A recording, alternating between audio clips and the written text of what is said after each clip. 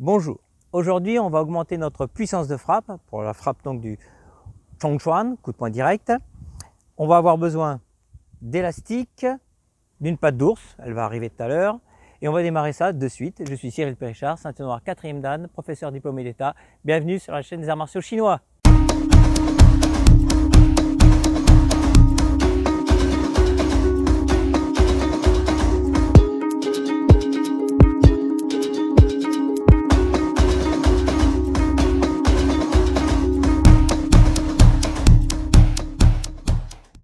Bien, comme je vous disais, il vous faut un élastique, il vous faut aussi la patte d'ours. La patte d'ours, elle arrive, elle est longue à venir, hein, la patte d'ours, elle arrive tranquillement. Et tu peux venir. Et puis donc voilà, elle arrive, la patte d'ours, elle est là, vous la voyez.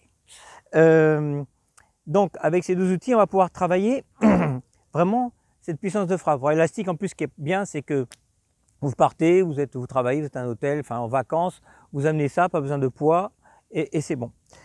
Alors, on va travailler sur une triptyque, c'est-à-dire qu'il y aura trois vidéos pour ça, parce que on va se concentrer. Dans le coup de poing, je vais expliquer rapidement que vous vous rappelez une frappe. D'ailleurs, pour ceux qui l'ont pas vu, vous cliquez au-dessus. J'avais fait une explication déjà sur un travail de puissance en élastique il y a un petit moment. C'est une chaîne musculaire, hein. Donc on a une poussée avec le sol, donc on a besoin d'avoir une bonne poussée puissante. Après, ce sont au niveau c'est au niveau de la ceinture, c'est-à-dire des obliques, des abdos, enfin carré des lombes, cette ceinture qui va, elle, transmettre la force de la terre vers le haut, le point. Donc il vous faut avoir une ceinture puissante aussi pour transmettre cette force, d'accord. Et après au final, évidemment, vous en doutez, on frappe avec le poing, donc c'est le haut du corps, c'est-à-dire les pecs, les triceps, les deltoïdes, donc surtout face antérieure, d'accord, des deltoïdes. Et donc là aujourd'hui on va travailler la partie supérieure, d'accord, du deltoïde. Pardon, de cette frappe, donc le niveau supérieur. Donc pour ça, élastique, tout simplement. Je le mets derrière. Alors, si des fois vous avez l'élastique qui bouge, vous le croisez. Moi, ce que je fais, vous voyez, je mets deux élastiques ici pour bloquer, comme ça j'ai un meilleur maintien. Ok, mais après chacun a sa force de pratique, vous trouvez votre petite astuce. Alors ici, vos mains, on place, on tend. Alors on va commencer en premier, on va faire sur plusieurs phases. On va travailler en isométrie. Isométrie, c'est-à-dire que vous bloquez, vous êtes en tension et vous restez 5 secondes. Après, on va retravailler une deuxième fois en isométrie un peu plus loin. Donc on va travailler la première phase isométrique sur le départ, parce que le départ, c'est important, c'est là où tout démarre, c'est le départ justement, on va exploser. Donc il est important de travailler ce départ, de bloquer sur ce départ. Après, en finale, on va le faire. Et après, on fera en dynamique, en frappe, donc dans la patte d'ours, toujours avec l'élastique. Et à la fin, je lâche les élastiques et je fais ma frappe à vide, avec un maximum de puissance. Tout ça par série de 5. Ok. On va le faire, c'est plus facile à comprendre. Donc, le premier, vous voyez, mon élastique, je le tire un petit peu vers ici pour que j'ai une tension dès le début. Hein, d'accord, je règle cette tension. Donc ici, je pousse en avant et là, je reste. 1, 2, 3, 4, 5. Je relâche. 2 secondes, 3. Là, je vais maintenant le pousser au maximum. 1, 2, 3, 4, 5. On est tendu, on relâche. Et maintenant, on fait notre frappe.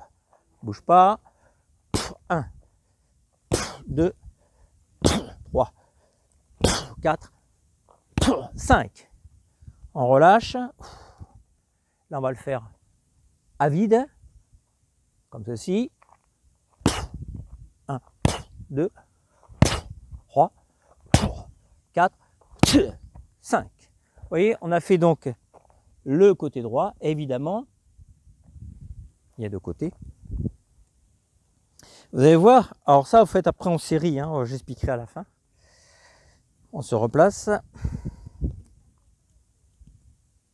Comme tout à l'heure. Donc là, je reste du même côté, comme ça vous voyez les deux phases. Hein. Ici, les deux sens. J'avance un peu. Ma main, vous vous rappelez, elle est collée. C'est pour ça que je décale mon élastique. Et là, je vais tendre au maximum, 5 secondes. 1, 2, 3, 4, 5. On relâche. 2 secondes, on relâche un peu, on y va en temps. 1, 2, 3, 4, 5. 2 secondes. Mais là, s'il te plaît, voilà. Allez. 1, 2, 3, 4, 5. On relâche. Et 1, 3, 4, 5. Donc là, on l'a fait en bras arrière. Mais on va le faire maintenant, d'accord, en Chang Chong Chuan, qu'on dit en Kung Fu, qui est l'équivalent pour ceux qui connaissent pour les autres sports de combat, le jab. Même chose, je vais ici replacer mon élastique. Et après, voilà, je vais passer en avant.